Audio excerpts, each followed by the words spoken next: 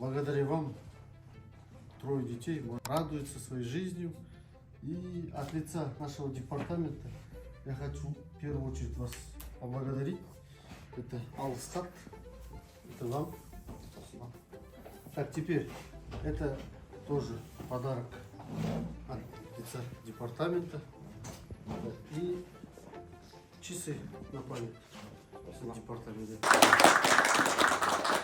Ну, на самом деле, как это все произошло, это я просто, возвращаясь с рыбалки, увидел, что дети маленькие один за другим пошли под лед.